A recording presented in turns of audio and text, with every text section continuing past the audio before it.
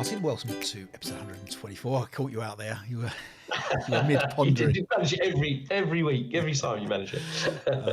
You've not been well. How are you feeling? So pretty good now. So I just had a cough and a cold, nothing serious, but I was quite poorly, and now I'm well on the mend. I'm still blowing my nose a little bit, but much better now. Thank you. Good. We're going to talk today about the final of Illuminating Rounds. Yes. We did a playtest for Pete Schilling for I guess it's a Korea scenario. And that's in the pipeline. But we have some sad news, don't we? We have some sad news. Yeah, we do. Yeah. So unfortunately, so Mike Grogan, who participated, I believe, in every tournament for Illuminating Rounds, passed away shortly after playing this scenario. So yeah, very, very. Very sad news. We both played him. We both played him online.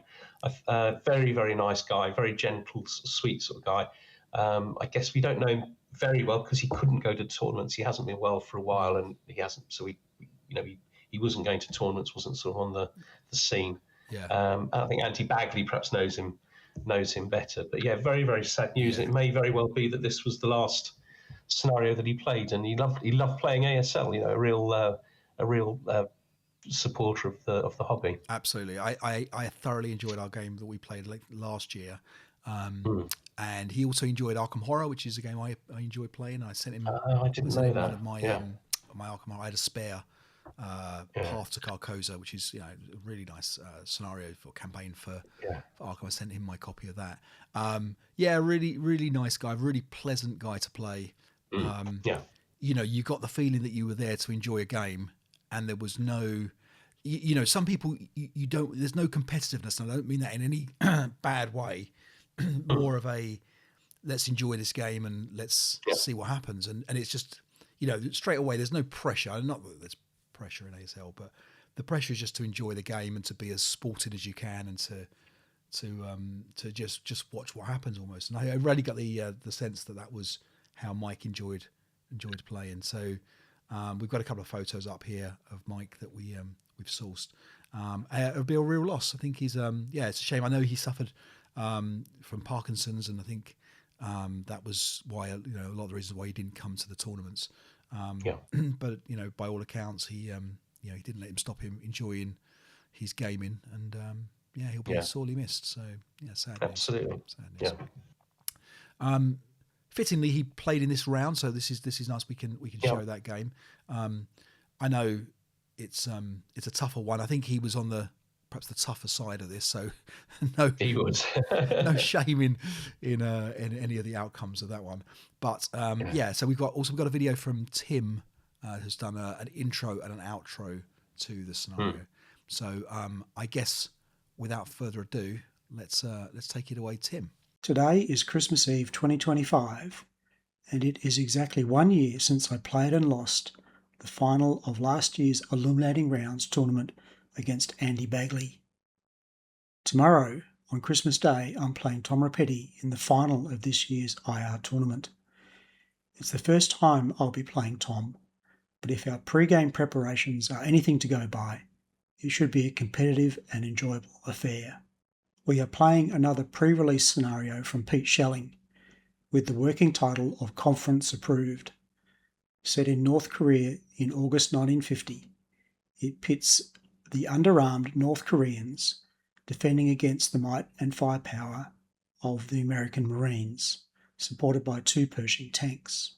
In our tournament group pre-game exchanges, dubbed the Taunt and Pose phase by Tom, it was revealed that Tom designed the board, so I'm expecting him to bring some local knowledge to this one. This game looks to be quite tough for the North Koreans. The Marines have flexibility, power and AFVs impervious to the defending 45LL AT gun, but the Marines have a CVP cap, and while they gain VP for taking the village buildings, they can't win that way alone. Some infantry must exit the west board edge for exit VPs. The Marines must balance pace with the risk of losing units, and especially their AFVs, which are worth 6 VP each, plus 2 VP for the crews. Tom has been great sharing key rules, especially the Korean War rules, and I think this will maximise the fairness and accuracy of our play. So thanks to Tom for making that effort. Here is what was highlighted. The terrain. Woods are light woods. Grain is paddy fields, like rice paddies, but with banks on all hex sides. Rubble is route and rally terrain. The Americans. Marines are elite and can deploy at start without restriction, and also during the game, passing a normal task check, even without a leader. The KPA. Suicide heroes, much like Tank Hunter and Demo Charge heroes, ×3. No deployment, only single man counter are elite, and therefore stealthy. Commissars, but that is all sorted by the KPA order of battle. The 45L has an APCR number of 7. The other key rule is building control, especially with the spectre of flames and or blazes. Choosing sides was again tough, with no past plays to go by. In the end I chose to defend, as I have done in all my games in the tournament. I feel that Marines are essentially funneled through the hilltop village by the VP available there, and the slowness moving through the paddy fields, and vulnerability there from higher elevation fire. I'm betting on being able to slow their advance just enough, creating a defence in depth across a narrow frontage, being disciplined about the fallback to avoid breakthroughs, and manufacturing a chance for my suicide heroes to take out a tank or a squad or two when armed with a demo charge. The big wildcard in all this is SSR1, with the creation of up to 3 random rubble building locations, or a flame for any multiple selection of the same location. This occurs prior to setup, but after side selection, so the outcome here is unknown. In our game, the 2 rubble and 1 flame that resulted was not helpful for the defence. Having these at the front or in the middle of the village would have slowed down the attack and afforded some defensive block line of sight. The flame location effectively denied the defence one of the best defensive positions in the scenario.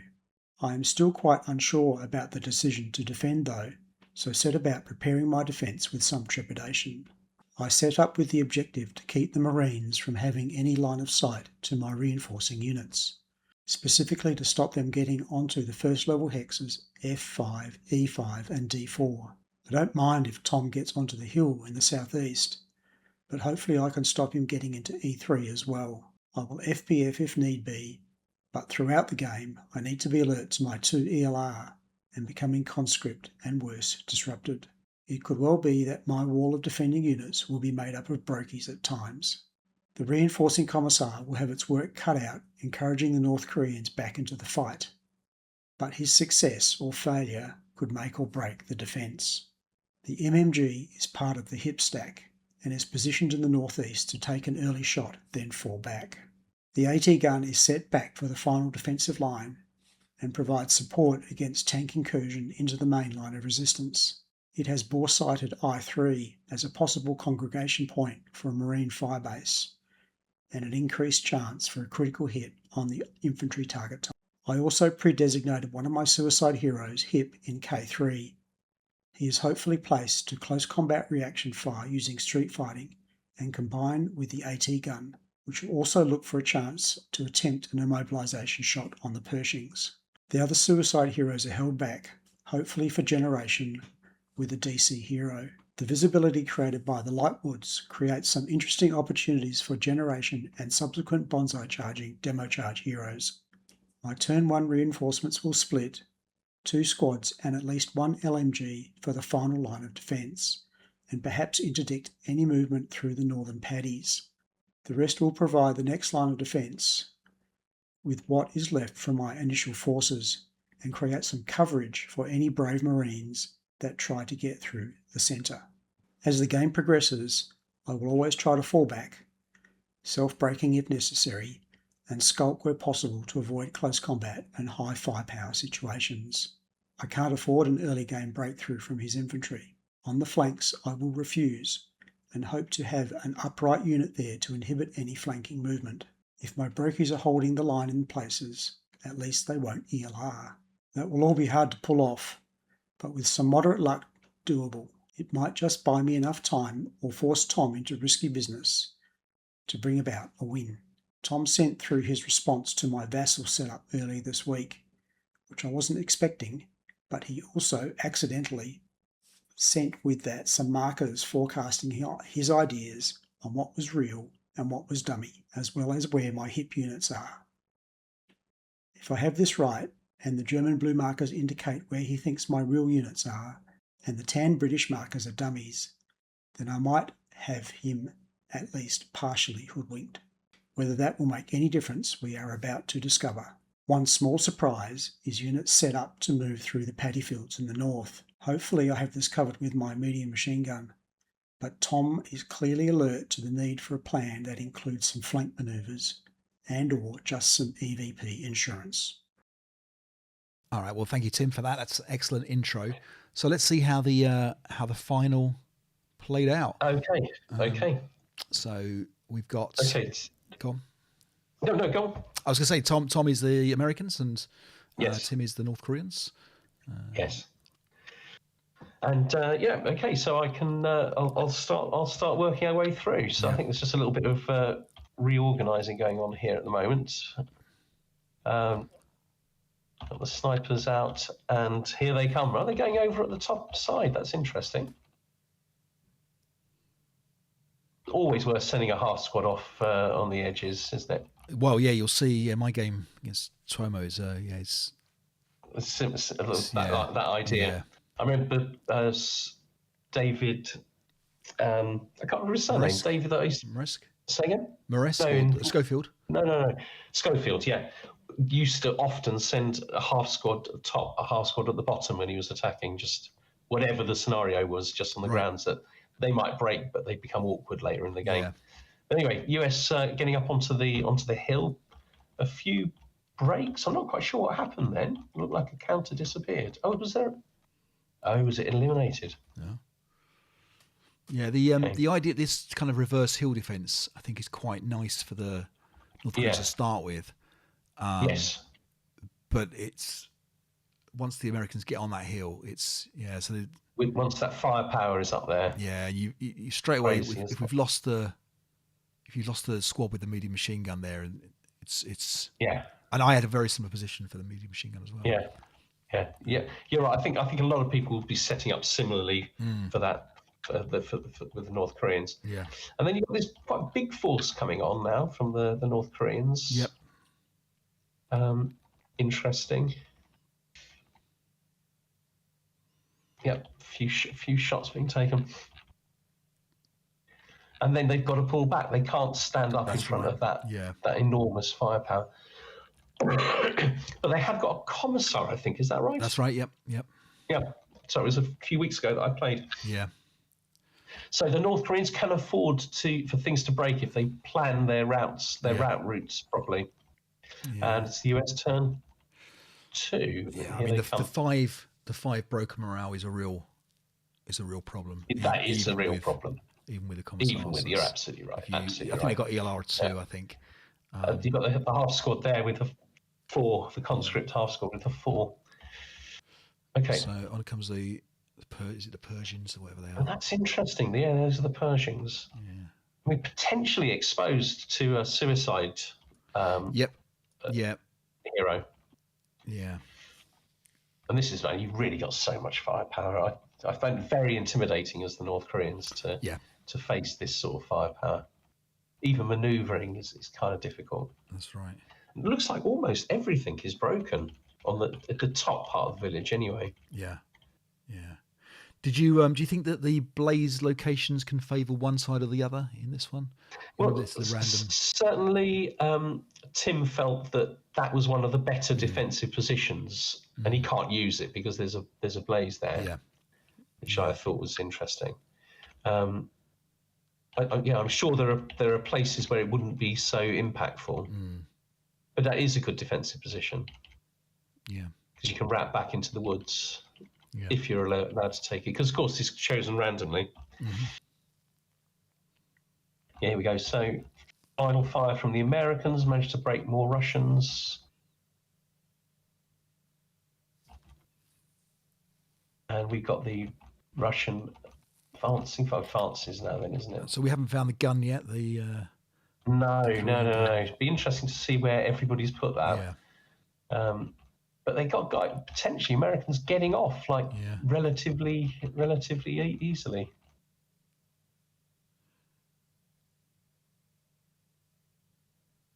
It's always intimidating. And of course, it's very intimidating. And the thing is, they got 8 morale. So like the thing is, Americans are always intimidating with their firepower, but with 6 morale, you've got a chance of of breaking them. But these guys, and they got great leadership as well. It's that vulnerability of the tanks, I suppose, if the North Koreans can get some of those points. Right, and that's why I kind of fed this back as part of the scenario design. I kind of felt like one of the challenges is that it's relatively straightforward to kill one of the tanks. And if you get 2, I think the North Koreans almost win by default. So the issue is that maybe it becomes like, well, one tank's just going to run away. And so the North Koreans will never win by CVP if the Americans are careful with both tanks. So potentially, if one had a mouthed gun, like a recall, it should be worth CVP to the North Koreans. I see. That's an interesting idea. Because whereas most ASL players don't try to repair main armaments, in this scenario, there's a benefit to repairing a main armament because if you get a 6, you deprive your opponent of a lot of points. Yeah, exactly. That is interesting. I got to say, the game I played, I had no chance of getting anywhere near the tanks. Right. We'll see that at some. Oh, I'm pressing the wrong thing. Right. Okay. Whereas these Pershings are vulnerable. He's using them, and he's using them to help him in his battle. And you know that the suicide heroes are going to be up here, don't you? So they're going to be somewhere on the hill. Well, they can also create them from squads. Right. So it depends on whether Tim has placed them on board or whether they're like inherent.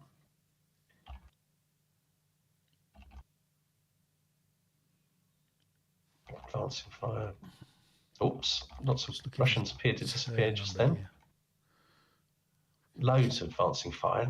Advancing fire is so powerful with those guys. And they're going to advance forward now. And to be fair, the Koreans are holding up here. They've got their line. They're holding up. See, I think that's what's nice about this scenario is there are places where you can withdraw and hold, for another turn or whatever. But yeah, the Russians are definitely holding on. The old control markers going on. Still no gun. No. Where do you think it is? I mean, we talked about it having to be somewhere on the back line, somewhere back here. I see. Yeah. I think it's only useful for side shots and things. Yes, that's true. Or against the infantry. It's useful against the infantry. Yeah. I can't remember what the caliber is now. I think it's 45. Is that 45? Okay. No, it's 45 double L here. Yeah. But good rate of fire as well. Yeah. Yeah, if anything's going to take out the Pershings, it'll be the suicide squads. Yeah. Should shout out to the vassal template used. Very nice, very pretty. Very nice. Always looks good, doesn't it? We should use it more, shouldn't we? Me and you tend to be lazy. Yeah. In that respect.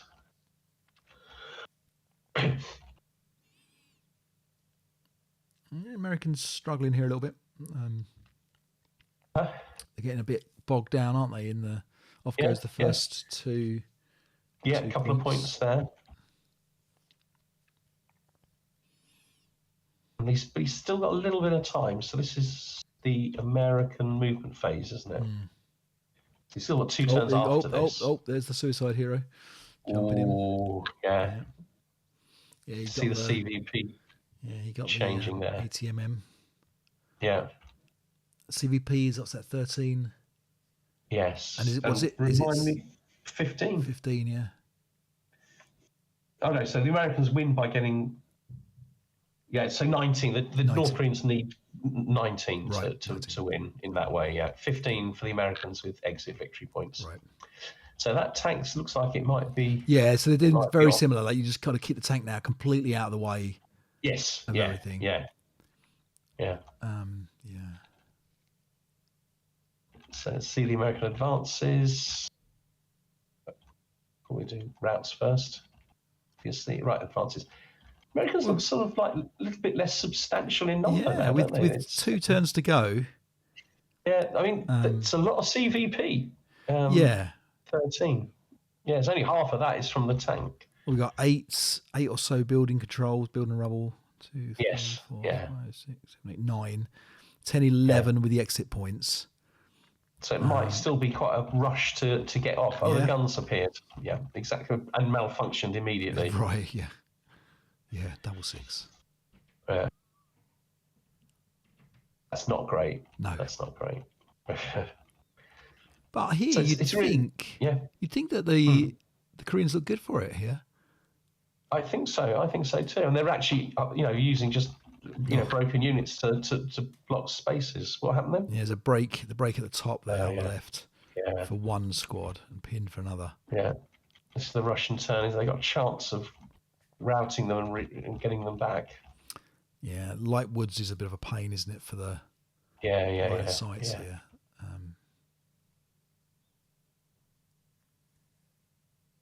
So are we in the US turn now? Right, so you've got more guys getting off. So 3, he's running. So the tanks don't count, do they? No.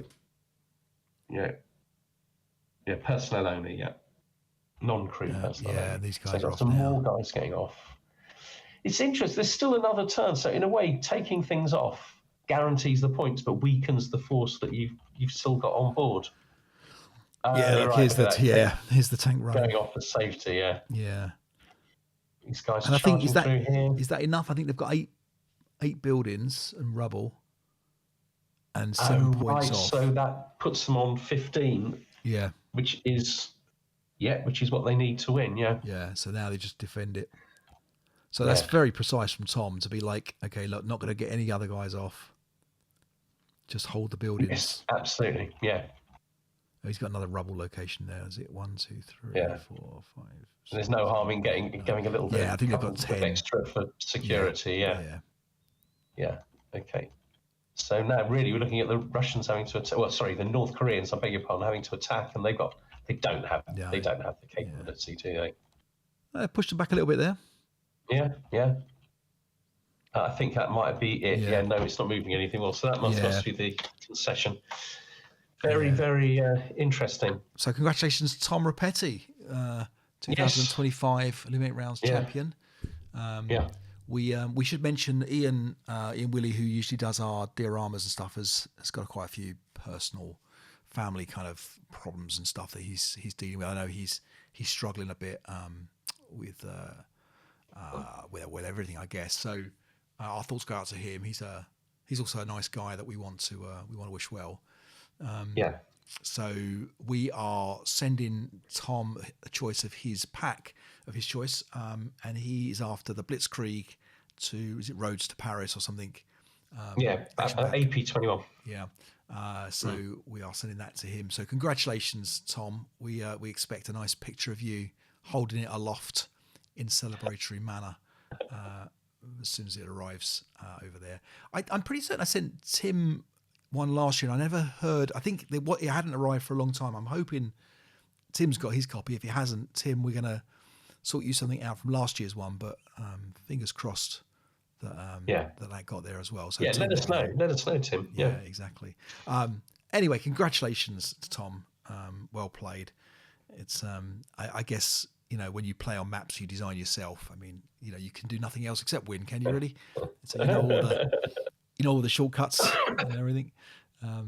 But well played, Tim, and Tom as well. And Tim, brilliant job on the intro. We're going to play Tim's outro now to see what Tim thought of that scenario. So take it away, Tim.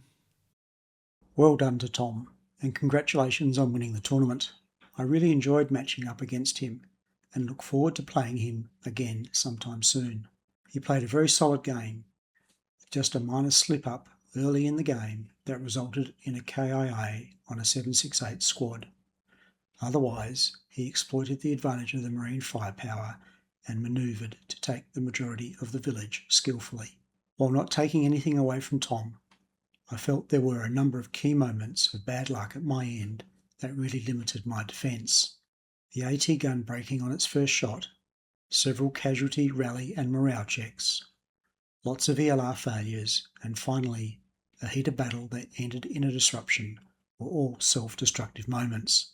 The breaking of the MMG stack in the first turn of advancing fire was also a key moment.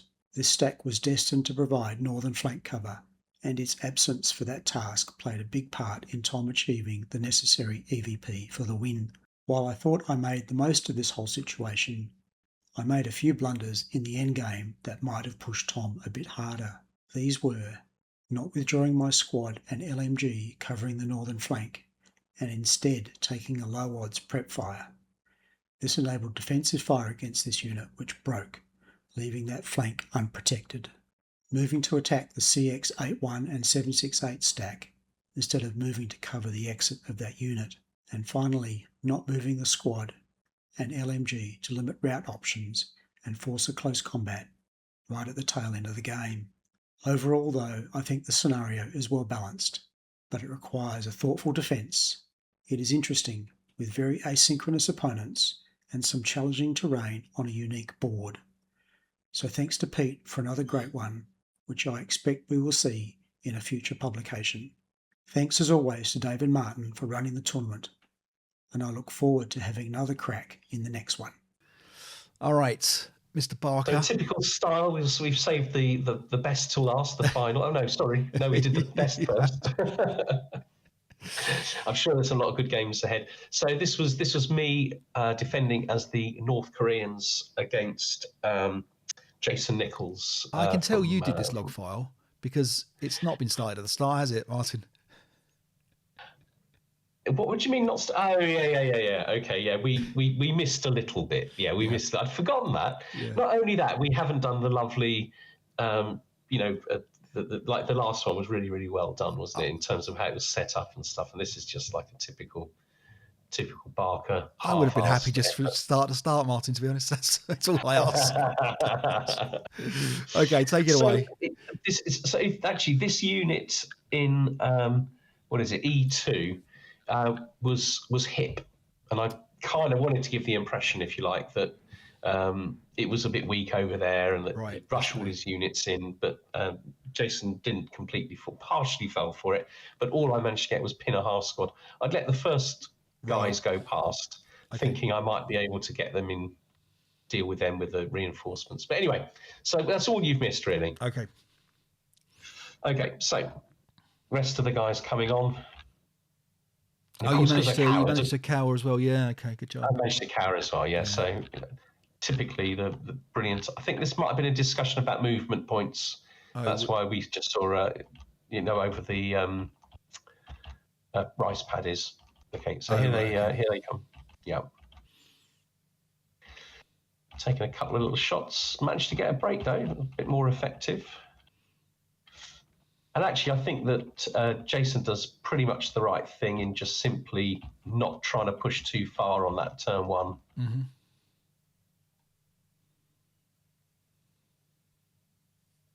Here come my boys. You can see me taking ages to set up. Okay, there we go. Okay, so trying to reposition to it for the onslaught. I sent my two DCs towards the back. Was it two DCs or one DC, actually? That's a good question. Yeah, the two DCs are at the back there. That's the way that I'm sending them on to use later on. Okay. And then just trying to create a sort of a line that can actually defend this against this American advance.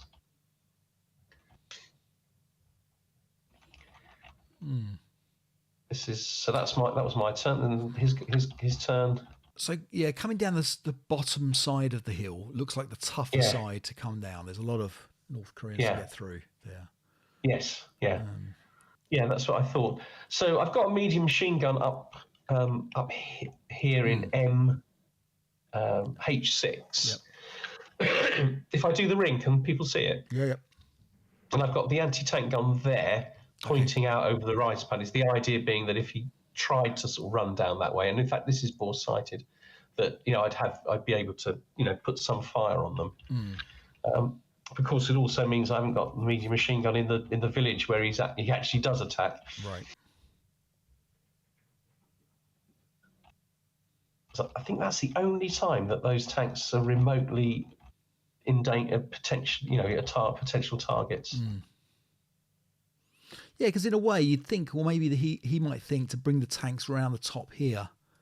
Yeah. And back over. That would be a nice. Yeah. Oh, and by the way, F5 with a big stack in it, they're all dummies. Oh wow. Okay, these guys here. Okay, all right. So that at least works. It's all I've got over there, and I'm luckily he does, I think, hold back a little bit from there. But my front line is absolutely smashed. Advances terrifyingly forward. And that's the thing with the Americans, the advancing fire as well is always scary, isn't it? It's so much so. So it's a 3 or 4, it's 5 each, isn't it? I think they get. So repositioning, trying to rally things, impossible. Using the Pershing to fire at the medium machine gun. But I have a defence, collapsing a little bit in the woods at the top part of the village. And again, all these guys moving in that woods at the top right-hand corner are all dummies.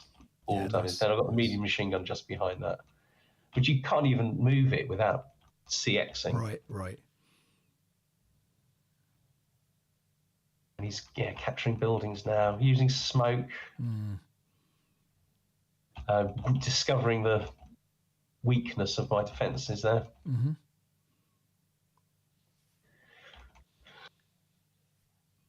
So I feel like he's a hex or two behind where he'd like to be on turn 3.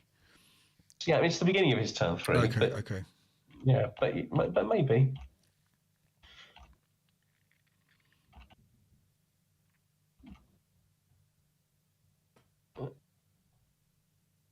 So I managed to survive all the advancing fire there, but then look at the force that moves adjacent to that medium machine gun. Yeah.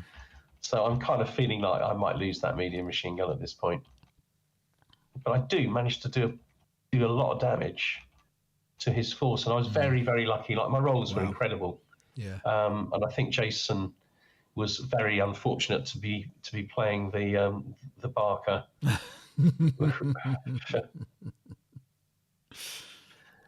With his famous line, and here he comes. I've sent one off. That's a run. That's a run. I know. I think these guys get them. Something gets them. Or he gets wounded there, so Oh no, hang on. It doesn't look like. Oh yeah, he's eliminated there. Right. No, that's quite a run. I think that was the only real opportunity I had in the game to do it. So again, I'm moving back again, just trying to create some sort of a defence as he's destroying me. But I broke so many of his units. I thought this is maybe going to go my way now. Mm-hmm. But it was just very, very good luck, really. He's back on the attack. Not sure what we're discussing there. Okay, here we go.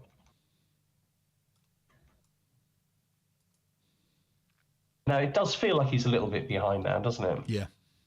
It didn't feel obvious to me at the time. And I've got a lot of my force intact currently. But he's capturing the buildings. Yep. Still, gun hasn't appeared. Yeah, I'm trying to reposition. Because at some point he's got to have to run around the top side of that hill, I think, to get guys off.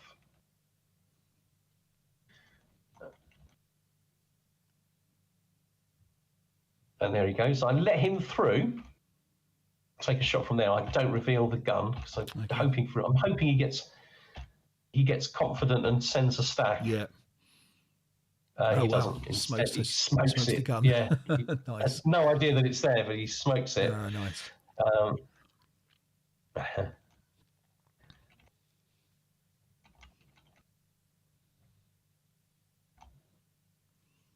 Smart play from him.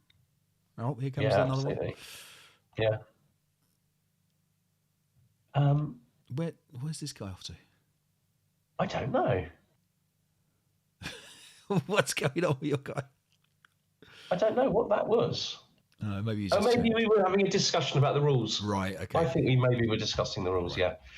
to make sure we both. Because this was our second session by now. We were reminding ourselves of the movement for ice paddies. Yeah. And I had those counters out ready for something else. Right. So I don't get a lot of use out of the anti-tank gun, unfortunately. But wherever I try and stand, he's absolutely mincing me. But I've got a fairly good front line on the bottom. I'm weaker on the top. Doesn't help that he breaks everything there. He's definitely got some guys going off. And I think as we approach the end, he's definitely a possibility of him winning here. So this is right. So this is my final turn. So I'm just trying to get into position to stop those guys from getting off. If they get off, he wins. Right. Don't try to recapture the buildings. Just try to stop him from gaining the ones at the bottom, the ones he hasn't got.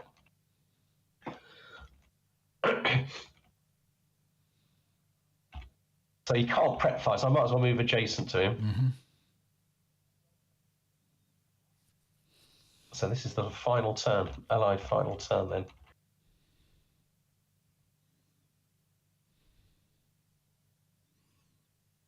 So he's got what? 1, 2, 3, 4, 5, 6, 7, 8, 9, 10 or so points there. And then ready to go off, he's got 1, 2, 3, 4, 5, 6 all together. And he only needs 5, is it? 15. Yeah. 15. So he's got enough. If they get off, he's got enough. Right. And he's going to send these guys who I don't think can reach.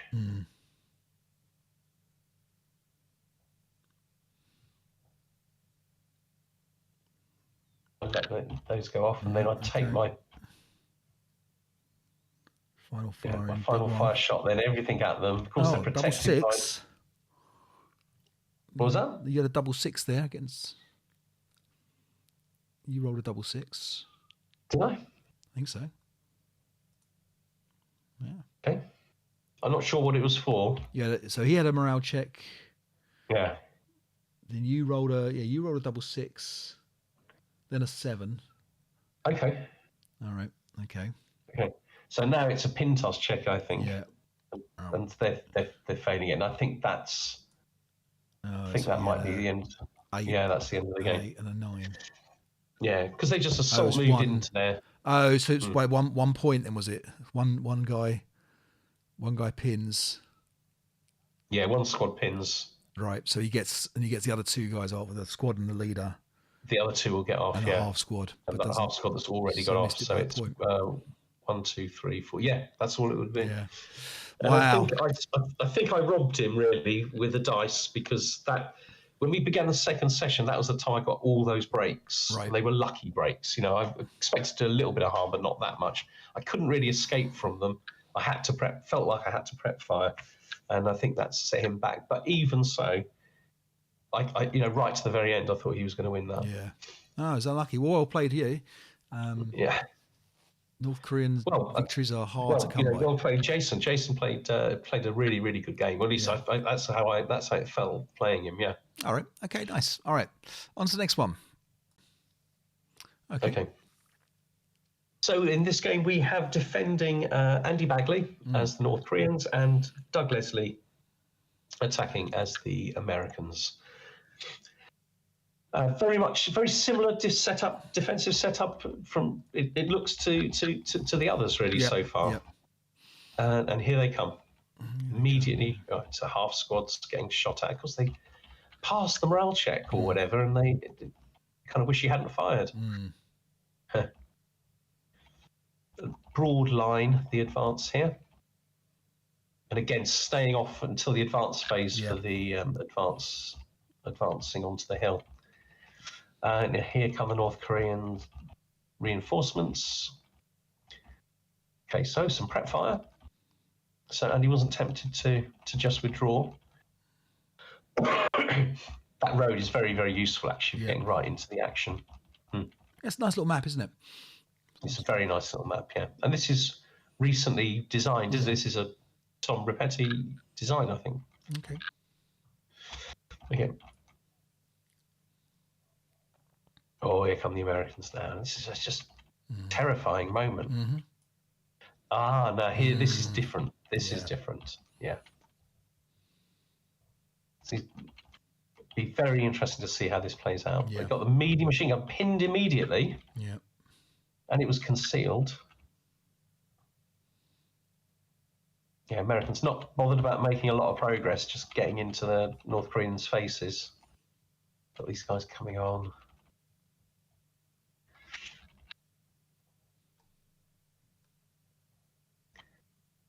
Are they in those rice paddies rather than on the bank? I suppose so. Yeah, I guess so. Yeah.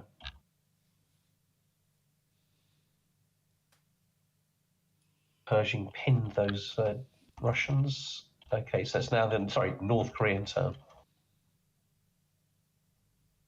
It's quite the line, isn't it? It's quite the line of the Americans. Yeah. Oh, sorry, still the that's right, still the American advance phase. Right now, it's the North Koreans. Wow. It's just about. I mean, keeping that line is so important for the North Koreans in this.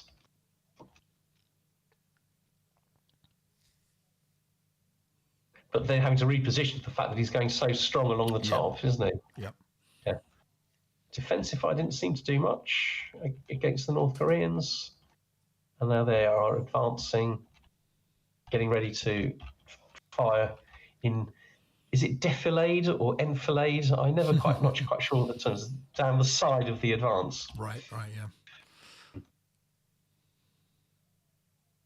Quite a lot of prep fire from the Americans. Scouting with the half squads. Oh, berserk. Mm. Oh, some overruns going on. Mm-hmm. Against the berserker that's been overrun, so he's in close combat. Pressing forward without much harm to them, I same guess. place almost as the gun as you, almost. Yes, very similar, yeah. Advancing fire. Americans, yeah, but it's moving forward quite strongly. You've got 2 close combats going on now. Yeah. I don't think I had close combat in the game I played. I don't remember any close combat. Yeah, I think the North Koreans don't want close combat. Yeah, no. So there's a lot of broken Russians and there's a lot of close combat. So this is North Korean turn. Some prep fire. Pin's not helping the North Koreans much, is it, on the north side? No. Was that the... Yeah, we had a DC hero. Oh, right, yeah. Obviously, he dies there.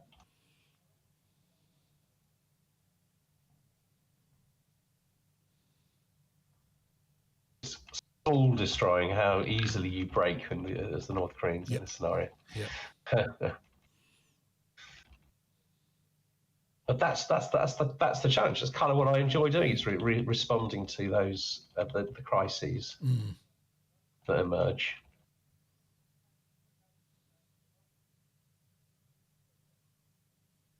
Risking the tank there. Oof. Definitely risking the tank there. Yeah, that's bold, isn't it? Yeah. And he lost it. Yeah. It's a shame we're not keeping track. I mean, I know I didn't either, but actually keeping track of the points so that everyone can see is a really good thing to do. Wow. And I mean, you've got this tank in adjacent to the 45LL as well. Potentially for some side shots there against the hull. Yeah, I think he's facing it. It's the front that it's facing, isn't there? But there is the risk of a suicide hero. He has got an 8-1 leader into close combat with the crew now, and a 768. So, they're CX. So the crew are probably about to die. Yeah, there they go. North Korean turn. They've scrounged the tank, which is cool. Don't often see that. No. Okay, North Koreans falling back. Looks tough, doesn't it, for the North Koreans now, I think. Yeah, the lack of troops at the top to stop. Yeah, This exactly. They mass. need to get some sort of firepower on them. And the Americans still have a couple of turns. Okay, so they've got presumably a squad shooting down. But you've got the orchard in the way. Well, it's not an orchard, is it? Whatever it is. But it's effectively an orchard. It's going to muck up. Yeah, well. Yeah, the Americans are going through there.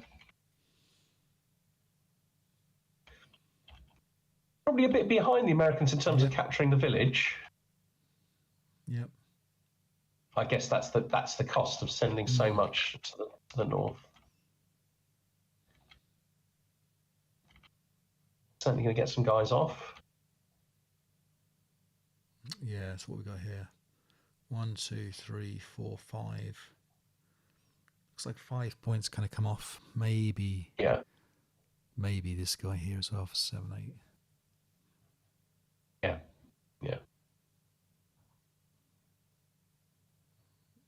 They need to get. Oh, so he doesn't rally on their turn.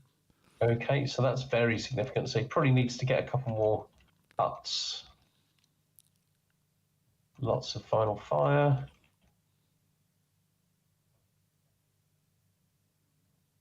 It's 50-50 here, isn't it? I think so. I think it is, yeah. So North Korean turn. They're going for some, oh no. Okay, it was a very quick North Korean turn. So that's a lot of prep fire from the Americans. Doesn't seem to do anything.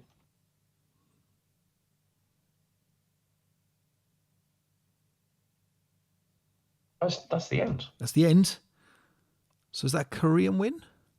Looks like a. Well, I thought that this game was a American win. Wow. Okay. Right, I better go back to my emails. Should we stop? Yeah, let's stop do here an and check it. investigation. Okay. Okay, so we think we've worked it out here, Martin. Go on. We've done the is it VAR? Yeah, we've done we've done the math. We've done the VAR. So basically, yes, it is an American win. It doesn't look like it at the moment, but all of these guys. This guy was broken by a sniper, and it's the only unit covering the exit. This leader can get off. All of these guys can get off, which gives them 4, 5, 6 points. And they've got 8. Yeah, go on. Yeah. Sorry, they got 8, have they? They've got 8 at the moment in the buildings. They can capture that one, and it might work. And obviously, there's a whole lot of guys ready to advance into this hex. Yeah. They're all victory condition ones. So it might be that these are dummies and that Andy Bagley declared that at this point, or perhaps. I don't know. But it's almost certain that one of these buildings is going to fall to the very, very powerful forces. Anyway, the game ended there, and Doug Leslie is clearly the winner. Yeah. Yeah, clearly the winner. Clearly the winner, even though we were absolutely dumbfounded initially. All right, okay. Let's move on to the next one. All right, so Rob Oller against Mike Grogan. So yeah, let's see, Mike. So Mike Grogan is defending as the North Koreans. Yeah. Okay, a different defense, slightly different looking defense. Anyway, and and looks like, I mean, I don't know, but kind of looks like Rob is planning. Oh well, let's see. We don't know where he's setting his units up to. Okay, snipers out. There we go. Right, so that is more conventional opening from Rob, and they're off. Using smoke, getting right. No, didn't remove concealment. Oh, it looks like dummies here then, I guess. They're perhaps dummies. Yeah. Okay. Interesting. Okay. So revealed that. Broke the Americans.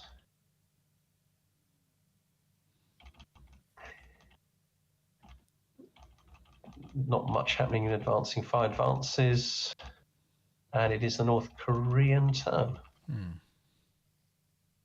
Here they come.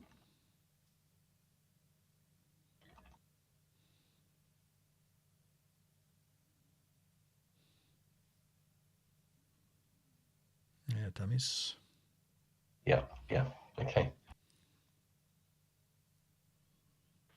Yeah, the advantage of this is you're kind of in force, aren't you, at the back when you're Yes. doing ADC. You're not going to you're not going to lose a lot of guys at the start. And there definitely are like places where you can like fall back. Like there's a series of lines for the North Koreans to fall back on, and that's what gives them a chance. But here comes the big boys now with the Pershings. The Americans moving quickly through that unoccupied area.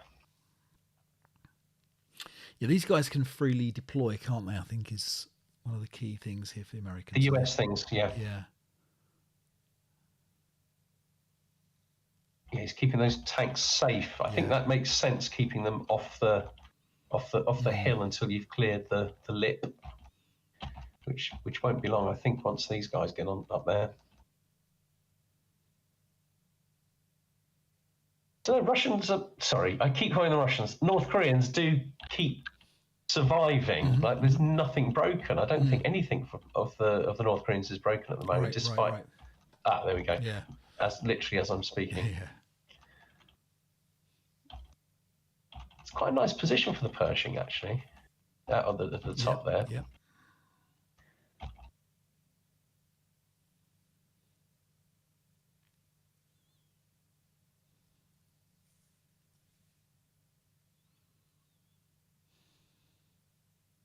Americans infiltrating the town, the village now. Going through, Pershing's moving up. Very strong line from the Americans. Yeah. You can't stand up to it, but you can barely move in front of it as well. That's when you get that kind of a line. Yeah.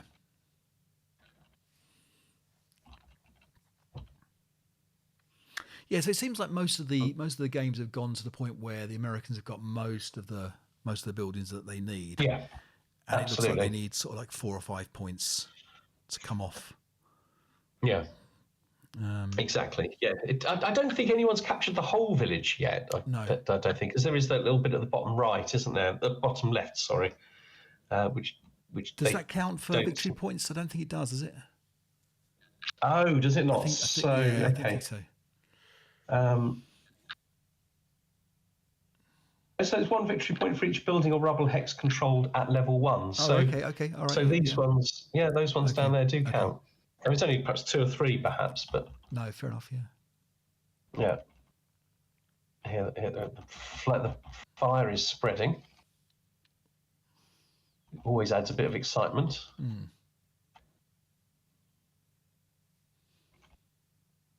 So they've got the victory points at the top, but they're not. They've not been filling them in. But yeah, North Koreans are falling back in reasonably good order, ready for the last few turns. That hero. But I think they. Yes. Oh right, excellent. He is a hero. He's not in a great spot, is he? In the middle of the road. We can see why he got his medal. We can see. Yeah, absolutely. Like fire all around him, broken guys all around him. It is quite dramatic, isn't it? Yeah. And he's not going down. No. Not yet. Okay, American turn. 5. Literally holding off the entire American army there. Do you know, actually, to an extent, I think that's true. They've gone round the bottom to avoid him. I don't blame them. This is the one game where the blaze is really impactful. That's not the Americans throwing smoke at that hero. That's the hero having a smoke. He's not perturbed at all. That's some broken Americans. This is by no means going all the Americans' way. Wow. So final fire, no, nothing there. Advancing fire. We should rename that hero Grogan in the middle there. They should do. Yeah. Okay. North Koreans, breaking and disrupting. So we got a wounded leader. The Americans get a wounded leader from the sniper. More flame. This is crazy. I think this might be the most exciting game. Yeah, absolutely.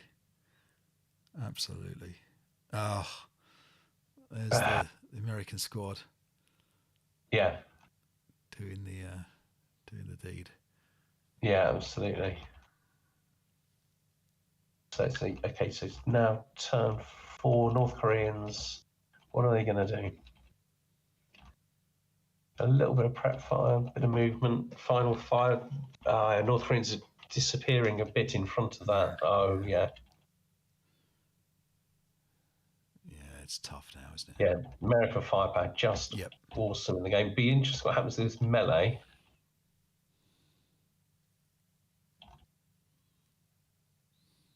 Oh, looks like the Americans won that. Oh, I think Mike double won and withdrew, right? Yeah. That makes sense. I still think this looks very even. Well, but I think the Americans have got all of the buildings, haven't they? So they don't need to get so much off. And I think they might already have one guy. Yeah. And they've lost nothing if that thing at the top is to be believed. Yeah, look, they're going at the bottom. Yeah, this looks like an American win now. But I wasn't sure. Yeah, it was.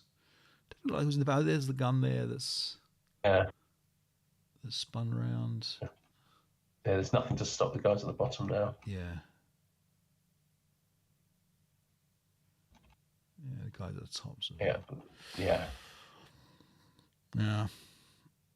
And this must be very close to the end now. In fact, I think they're just counting up. Yeah. Okay, well, he's captured the entire village. It's the first time that's happened, so he didn't need to get a huge number of guys off. Right.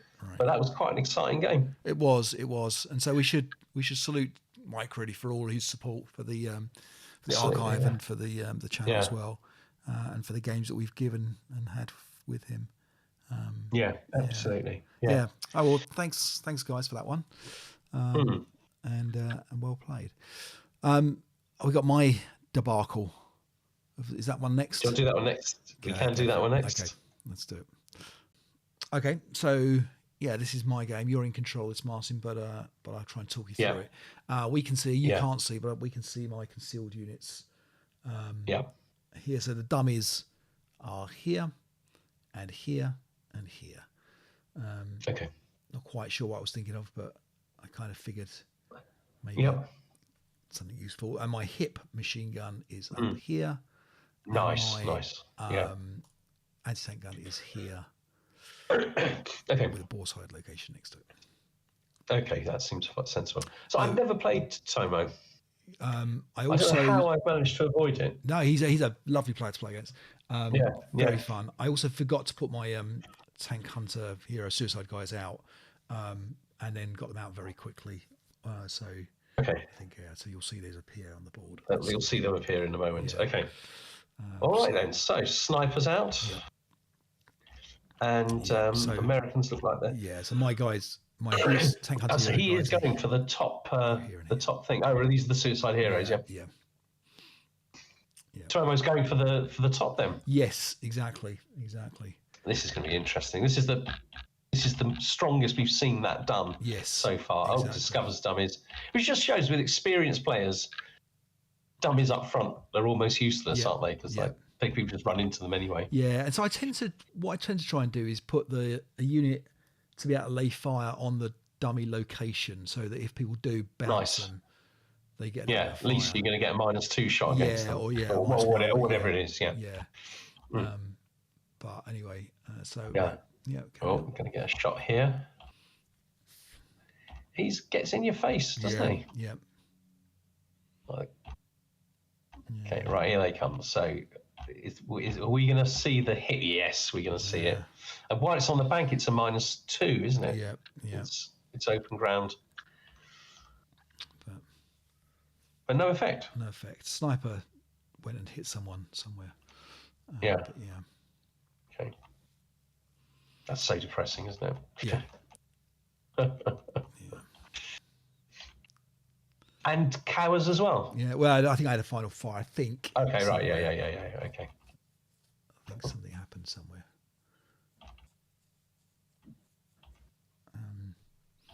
Yeah, we've got Oh, yeah. That medium machine gun's in trouble. a nice double one from someone. I think we've got the we use the casualty guys. So let me get the casualty bin up. Oh, what, in the tray? Yeah. So at the moment, so we didn't use the points on the map, but we did it on the casualty bin. So at the moment, I've got a half squad. Okay. In the casualty bin. Okay, so that's the North Korean turn one.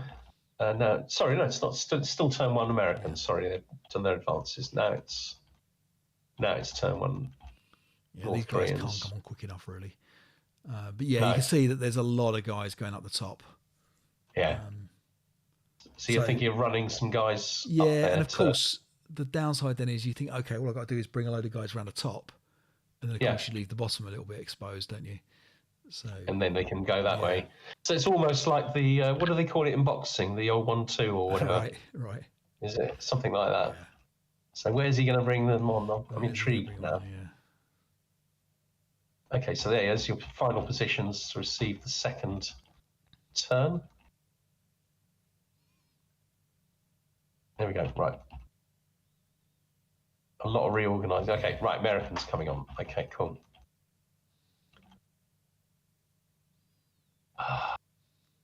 So another half squad in the bin. Yeah.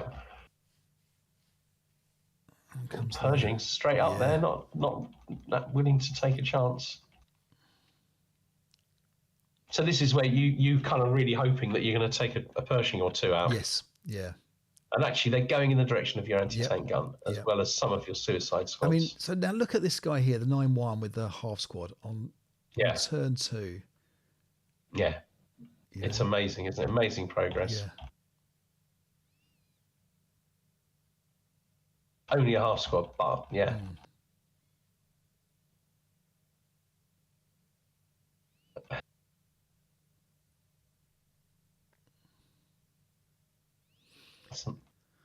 Loads of advancing fire. Doesn't seem to do much. Yeah, there's another broken North Korean. Right, he's already up in that hill in the woods. Yeah. But you've got quite a lot of guys at the back line. But notice how poor this anti-tank gun's looking here as well. In the right in the middle, it's not. It's not yeah, no, I can see that. And it's more likely to get taken over by the infantry before it gets a shot at the side of a tank. Yeah. So this is North Korean turn 2, and you're retreating a lot. I can see what you're saying. That's a lot of force at the top. Yeah. Back, leaving you weak in other places. Yeah. Okay. So I've hit. I get the 8-1 and another half squad. So so we're up to 4 points in the casualty bin. Which is not bad. Yeah. Got to start making the Americans think carefully, not be too blasé. Okay, right. So this is the route phase, post combat, and then we have got the rallies. So this is the American turn 3. So we're going to get some prep fire. Yep. Things the tanks don't need to make any progress, do they? Right. They just need. If they've got things to fire at, they can fire. Oh, there you are, like pressing into that building.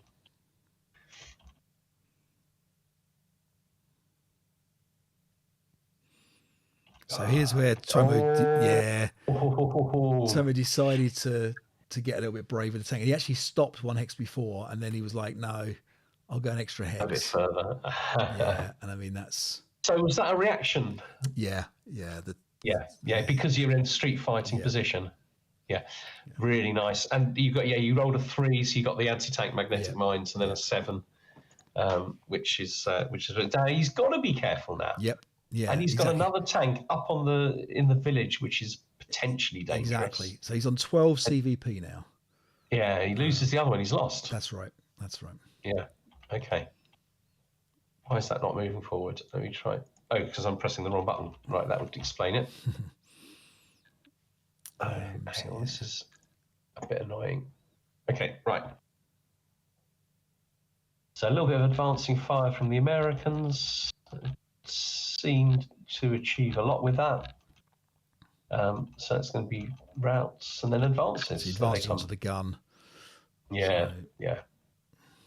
Which is at least concealed, so I guess you got a chance of push. No chance, but yeah.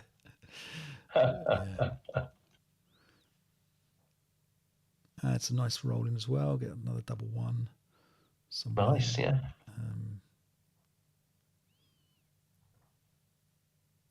Difficult game, isn't it, ASL? Yeah.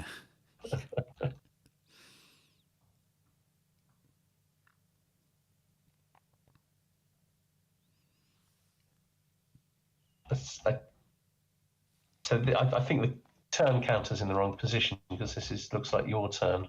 Yeah. So now it's American turn 4. Okay. KIA presumably on that half squad, breaking everything in his path. So he's going to take the whole of the village, isn't he, as well as potentially getting things off. But it's going to be difficult for him to get things off the top, I think. He got a fair number of squads up there. Yeah, so got the commissar with a 5-2-7, who the commissar shouldn't be up there. He should be in the town, really. Yeah. And we've got the DC, and we've got another couple of guys. Another half squad in the casualty bin. Yeah, that's handy. It all adds up, doesn't it? Yep. He definitely cannot afford to lose another Pershing. Advancing fire only pins him. If I can get someone adjacent to these guys, I'll get the disruption. Yeah. But I can't. I've got nothing left on the hill. Yeah. So my only real hope now is this tank hunter hero guy here. Yes. And he can see the tank, can't he? Yeah. So this is quite exciting. Yeah. Okay. Right. So this guy's now broke his CMG as well. Yeah. Okay. Yeah. But another multi-man counter broken with the Americans. Yeah. I'm up to 14 points now on the CVP, and off he comes. Right. So So this is now okay. This is worth watching. So this is my chance here, right? So we've got to manage an awful lot of fire. Okay. So it's something like this guy's got the medium machine gun and the squad. So it's a 20 down 2, which I pass the morale check for. Okay. So then we get another, whatever it is, 16 down 2, whatever it is, I pass. Yeah. Then he has it to hit and breaks the gun on the tank. Oh, I bet you were getting excited now, weren't you? So this is now like, okay, we're on the tank. Okay. We have to look up whether the bow can fire or not and all this kind of stuff. Yeah. And it can't fire because I haven't entered from its vehicular covered arc. Okay, that's the rule, is it? Yeah, you can fire in. Okay, so this is the one that's going to get you, isn't it? Oh, so there was a sniper. I think that's a sniper in there. Oh right, yeah. But anyway, we pass the morale check. Oh, all right. So I'm in. I think I might be wounded at this point, but I think I still get to do the close combat, but with a -1 or something like this. I think that's kind of how it works. Something like that. He has another shot. Another shot. I passed that morale check. Pass it. So, he must be tearing his hair out. Now this looks like it's the end. Okay. I'm not sure what it is that's firing. It's a final fire shot. And I passed the morale check. So this is the sniper, which no effect. Right, this is the close combat. This is the anti-tank magnetic mines, which he fails. Right, so he doesn't get his 5s now. Is that right? If he's some wounded, 5s or 4s, yeah, something like that. And a roll of 9. Okay. And that looks like it's not going great now for you. Exactly. I know the game's not over, but yeah. not looking so good for you now. That was exciting. It was exciting. That was the highlight of the game. Yeah. Because now they basically do all my guys just break. That's more out of disappointment. Yeah. But he starts to run. Yeah. And it's looking tough here.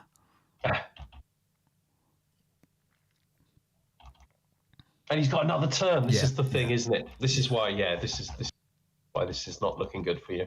Yeah. I thought for a moment that he'd stop those a bit too soon, but no. Yeah, this was. Is he confident that's? Oh, of course, he knows there's no more suicide squads. Yeah. He's discovered them all, has he? They're all gone, Yeah. or he's walked into them. Yeah. Yeah. Is that just having a chat now about the game? Yeah. And then, well played, both of you. Yeah, it was good fun. Tourney's a fun opponent, and did very well. The suicide squads are a lot of fun, actually. That's a real nice feature of the scenario. Yeah. It's just what the suicide guide would have wanted to know, as they've provided fun entertainment. Do we have any others? Yes, we have one more game. Okay, all right. Let's see what it is. Okay, Martin. So what's going on here? Okay, so this was my fault. Richard apologised for not remembering to do this for the first session. So obviously this game is well advanced. Richard Webb is defending as the North Koreans, and Dave Maresk is attacking as the... Sorry, I got that wrong. Richard Webb is attacking as the US. Dave Maresk is defending as the North Koreans. So we can see that the Americans have gone through the village. They're well on their way through it. Yep. Yeah, and we are already really approaching the end game, I suppose. Yeah. Interesting that the Americans have really concentrated on the hill. Yes. Alone. Yeah. And the tank's completely surrounded by infantry. Yep. Making them relatively safe from those suicide squads. I don't know where the gun was. I don't know if we discovered it or if we. No. So, am I moving forward or not? Am I? Okay. Right. Okay, so this looks like this is the North Korean turn. Oh no, yes. Yeah, final fire from the Americans, North Korean turn. Relatively insignificant, some advances. Right, it's now turn 5 for the Americans. A lot to do for the Americans. Yep. Let's see, they've only got this turn and next turn. They've got some guys along the top might be trying to run off. Mm-hmm. Indeed, there they go. With some prisoners and leader, Oh, prisoners. Do they count double? Don't remember. The prisoners do not count double. No, the prisoners don't count. Prisoners don't count at all. No. Okay, all right. A couple of broken Americans. Berserk American. Gone straight into close combat. Americans are great in close combat like this, isn't it? Looks like dummies at the top. Oh, there's the gun. Guns appeared. Yeah. Nice spot. Yeah. Yes, it is actually. But the Americans coming around a lot strong. Just getting some casualties. 6 CVP now. Tanks being cheeky.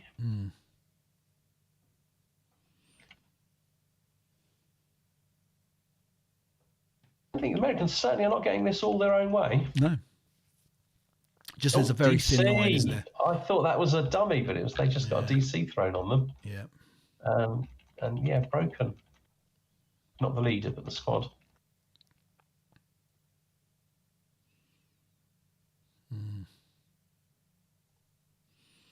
We have a CVP 6. Yeah. Okay, so we've got the village more or less captured. Well, yeah, completely captured. Lots of North Koreans in a very bad rout position. Yeah, that's why only got 2.5 squads left. Oh, here it comes. Here it comes. Oh, yeah, didn't last long. And another one.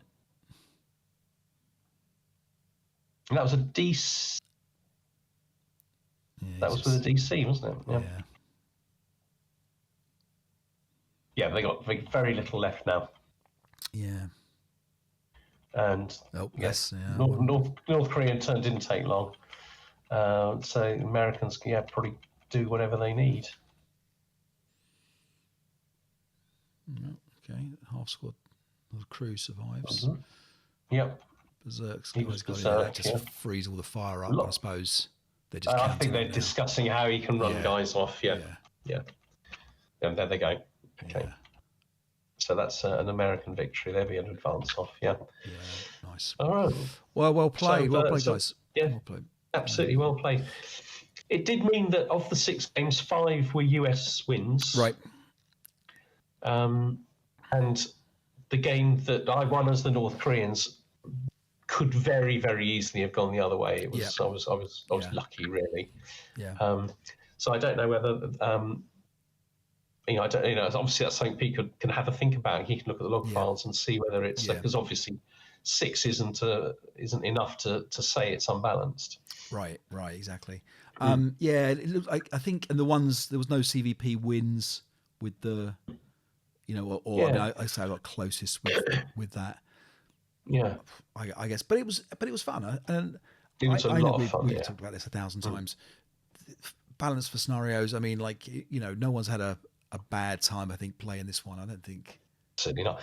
I actually think that the most important, I think in terms of balance, the important thing is that it's winnable from both sides. And after that, I mean, it's slightly different. It's the final of ASLOT tournament or something like that. Then I suppose you want to feel as though, people are given an even chance. But other than that, that's just fun playing that. Absolutely. That's all that matters. We have to say a big thank you to Pete for supplying all the scenarios for us this year. It's been a nice theme to do or to help out with some playtesting. It was great to see one of the scenarios also appear in an action pack. I think it was publication. Yeah, absolutely. Yeah. And this one, there's a talk. So this one was currently called conference approved, but there was talk of potentially a new name, and my name of Keen Attack. Pete didn't detest the name, so because was it Commander Keen? I think there'd been a few other suggestions. I think Tom Rapetti, I think, made some suggestions for names as well. So maybe I don't hate conference approved. I think it's quite memorable because it's quite different to the others. Yeah. Exactly. So, but anyway, so good fun for that. We've got to get this year's tournament. We need to get started, so what's the theme? Tom normally tells us what the theme should be this year. So people are welcome to give us a shout in the comments as to a theme. We'll see if we can pick a nice theme for it. But we'll just nag Pete Chelling again and get him to do it again. Yeah, that's the fallback. But let's see if we can find something nice. We've got to say that we didn't get any of the starter kit players to give us any logs. We've still got starter kit that was supplied by our donor buddy. Yeah. So we would love to give that away. So basically at this point, I would love someone to get these prizes. We've still got, hang on a second. We've still got to give away, these are very crinkly, bonus pack 2 starter kit, the expansion pack number 2 for the starter kit, and expansion pack number 3 for the starter kit. So it's a nice prize, isn't it? Yeah, if we can figure out a way of somehow giving these away to some starter kit players. If you guys know that there's a wargaming group somewhere that are playing, there's some starter kit players. I don't know, guys, just come up with something so we can give them away. I'm in the middle of moving house. You can start to see there's actually a box. I've packed 6 boxes up. I'm thinking I might be moving in a week's time, and I've packed 6 boxes. So it's not going great. So yeah, I would love to get this stuff away. But anyway, give us a shout, and if we can think of a way to give these prizes away, we will do. We still have a copy of some Mary Glees as well. So I would like, if someone can come up with an idea of a way to give that away. Alternatively, we can see if Tim and Phil would like a copy, because they did a great job on their caves scenario for us. Maybe we can talk them into doing a video about some Erigles or something, perhaps. I don't know. Let's see what we can do. Excellent. In the meantime, congratulations, Tom. Well done for winning this year's prize. Thank you to all the patrons. Anything else for you, Martin? Well, I was just going to say, it's been a very, very long time, but actually we might be coming near the end of the development of the Norwegian pack. So I think in March we're going to hopefully complete the play testing for what will probably be 10, maybe 11 scenarios. Yep. So if people are excited about the idea of playing some Norwegian stuff, there'll be more about that shortly. Okay, and yeah, this is going to be probably a digital only pack that is self-balancing. So we will obviously play test to get them as close as we can, but the idea is if the balance starts to go out of whack, the version of the scenario that you will download will be slightly auto-correct. Yeah, exactly that. Auto-corrected. I think it's a really, really clever idea, actually, because you've got your scenarios in your folders, that you can flick through. But these, as long as people record their playings, these will improve over time. We'll try to get them balanced reasonably initially, but once people start to play them, they will inevitably find their balance. And if play style changes and balance changes, that this system will auto-correct it for them. Exactly. It's amazing. Well, let's see how it goes. Right. Until then, Martin, we might be away a couple of weeks because of my moving and things. Yeah. So you might see a different background in the next video. Who knows? We'll find out. Thanks then, Martin. Well played, everybody, for the tournament. We will set the tournament registrations up on the Scenario Archive. I will put a link in the description below. Patrons, you are welcome. If you want to sign up, you can find the patron site on Patreon, ASL Scenario Archive, or on the Scenario Archive. There's a link for the patron site if you're not a patron. We will prioritize those at the higher levels, but when we need to fill up, we will get the lower levels going in. Thanks also, Jim Bishop sent a donation through directly. He's not a patron, but he's an honorary patron, I guess. He is really, isn't he? He is. So very kind of him. And to everybody else who supports us as well. It obviously pays for the archive, and not my new house, just to be clear. That's but that's where we are. And your Porsche. Yeah. Yeah, exactly that. Yeah. No. So thank you again, guys, for all your support. We'll be back in a little while with a scenario we've played. Yeah, it's the Rudy scenario we played, and we are midway through Foreshadowing Ruins as well, which was the World Championship. Yeah. So we are doing our own World Championship version of that.